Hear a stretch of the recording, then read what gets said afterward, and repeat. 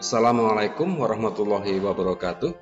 Baik para pemerhati bahasa dan para pendidik pada umumnya, beberapa waktu lalu Badan Pengembangan dan Pembinaan Bahasa Kementerian Pendidikan, Kebudayaan, Riset, dan Teknologi telah resmi meluncurkan ejaan bahasa Indonesia yang disempurnakan atau yang sering disingkat dengan EZD edisi 5 pada hari Selasa 16 Agustus 2022.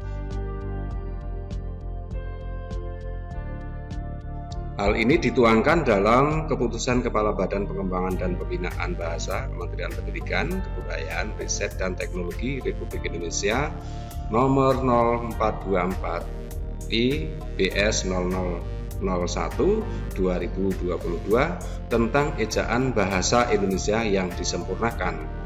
Dengan demikian, EZD edisi 5 berlaku mulai 16 Agustus 2022 sampai waktu yang tak ditentukan. Disampaikan dalam kata pengantarnya, ejaan bahasa Indonesia yang disempurnakan atau yang lebih dikenal dengan singkatan EZD edisi 5 ini merupakan pemutakhiran dari pedoman ejaan sebelumnya, yaitu Pedoman Umum Ejaan Bahasa Indonesia atau disingkat dengan PUEBI yang ditetapkan oleh Keputusan Kepala Badan nomor 0321 1/BS 0000 2021. Dalam EZD ini terdapat penambahan kaidah baru dan perubahan kaidah lama yang disesuaikan dengan perkembangan bahasa Indonesia. Penambahan dan perubahan itu menandakan keterbukaan bahasa Indonesia terhadap perkembangan bahasa Indonesia. Penambahan dan perubahan itu menandakan keterbukaan bahasa Indonesia terhadap perkembangan.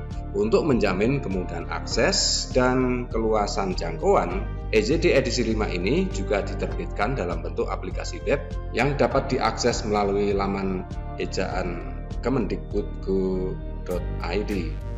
Pada tahun inilah Badan Bahasa kembali menggunakan istilah EZD pada edisi terbarunya. Terdapat sejumlah kaidah baru yang disesuaikan dengan perkembangan bahasa Indonesia di masa kini. Jika ditotal, terdapat sekitar 50% perubahan kaidah pada EZD edisi 5 ini. Perubahan tersebut yaitu penambahan kaidah baru, perubahan kaidah yang telah ada, perubahan redaksi, pemindahan kaidah, kemudian penghapusan kaidah, perubahan contoh, dan perubahan tata cara penyajian isi. Mengutip situs Kemdikbud, EZD merupakan pedoman resmi yang dipergunakan bagi instansi pemerintah, swasta, masyarakat dalam penggunaan bahasa Indonesia secara baik dan benar. Kepala Badan Pengembangan dan Pembinaan Bahasa Kemendikbudristek Aminuddin Aziz mengatakan perubahan pertama yang hadir di EZD edisi 5 adalah kembalinya penggunaan EZD sebagai istilah pedoman. Sebelumnya, pada tahun 2015 atau edisi 4 Pedoman Bahasa Indonesia menggunakan istilah Pedoman Umum Ejaan Bahasa Indonesia. Pada edisi kelima dimunculkan penambahan dan perubahan kaidah baru bahasa Indonesia. Salah satunya berupa monoftong atau penyebutan dua huruf vokal EU menjadi satu huruf vokal. Bandingkan dengan edisi sebelumnya yang hanya memunculkan istilah diftong. Yang kedua, perubahan kaidah hadir pada pengkhususan penulisan bentuk terikat yang berkaitan dengan sifat Tuhan. Edisi sebelumnya, bentuk maha yang diikuti kata turunan yang mengacu pada nama atau sifat Tuhan ditulis terpisah dengan huruf awal huruf kapital. Misalnya, marilah kita bersyukur kepada Tuhan yang Maha Pengasih. Kata pengasih merupakan kata turunan. Kita berdoa kepada Tuhan yang Maha Pengampun. Kata pengampun adalah kata turunan sehingga dipisahkan dengan kata yang mendahulunya dengan kata maha. Kemudian contoh yang edisi 4, kata maha, bentuk maha yang diikuti kata dasar mengacu kepada nama atau sifat Tuhan kecuali kata esa ditulis serangkai. Misalnya, Tuhan yang Maha Kuasa menentukan arah hidup kita. Mudah-mudahan Tuhan Yang Maha Esa melindungi kita semua. Di dalam dua contoh ini, kata Maha Kuasa dirangkaikan, sedangkan ada kekecualian yaitu kata Maha Esa. Namun di edisi terbaru ini, bentuk terikat maha dan kata dasar atau kata perimbuhan yang mengacu pada sifat Tuhan ditulis terpisah dengan penggunaan huruf kapital di awal. Misalnya saja penggunaan kata Maha Esa, Maha Kuasa, dan lain-lain ditulis terpisah karena ingin konsisten dengan pembukaan Undang-Undang Dasar dan pasal 29 Undang-Undang yang ditulis secara terpisah. Perlu diketahui bahwa dalam pembukaan Undang-Undang Dasar terdapat dua kata yang menggunakan kata Maha, yaitu Maha Kuasa dan Maha Esa yang ditulis terpisah. Kemudian munculnya kata aksara dalam pemakaian huruf kapital dalam edisi baru ini yang pada edisi sebelumnya tidak ada.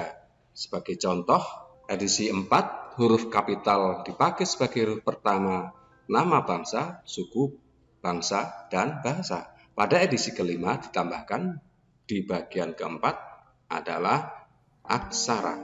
Selanjutnya yang keempat, perubahan redaksi dipakai menjadi digunakan pada penggunaan tanda baca titik. Pada ejaan sebelumnya, redaksi yang digunakan pada penggunaan tanda titik adalah tanda titik dipakai pada kalimat pernyataan. Kemudian yang kelima, EZD juga menghendaki adanya pemindahan kaidah tentang penulisan unsur serapan, misalnya dalam akhiran kata yang dari bahasa Inggris IC atau ih, kata IC dalam bahasa Inggris, kemudian ISCH serapan di dalam bahasa Indonesia terserap dalam imbuhan IK atau IK seperti elektronik menjadi elektronik atau balistik menjadi balistik. Serta dalam akhiran kata ikal dalam bahasa Inggris atau ih dalam bahasa Belanda, serapan di dalam bahasa Indonesia terserap dalam imbuhan is seperti economical menjadi ekonomis atau logical menjadi logis. Yang keenam, penghapusan kaidah pemakaian tanda titik dalam daftar pusaka di antara nama penulis, tahun, judul tulisan, dan tempat terbit.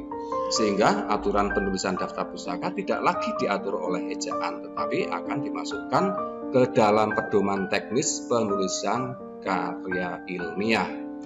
Hal ini agar EZD edisi 5 hanya berfokus pada ejaan saja. Hal teknis seperti tata cara penulisan, rujukan, dan kutipan akan menjadi tempat tersendiri.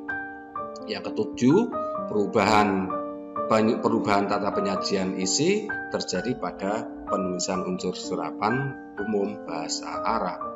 Sebelumnya redaksi yang dipakai adalah tanda petik A yang berarti pendek, kemudian bunyi panjang menjadi A yang diikuti dengan A tanda petik. Beberapa perubahan dan tambahan dalam edisi kelima dapat Anda saksikan pada slide berikut ini. Demikian, semoga bermanfaat. Saya akhiri. Assalamualaikum warahmatullahi wabarakatuh.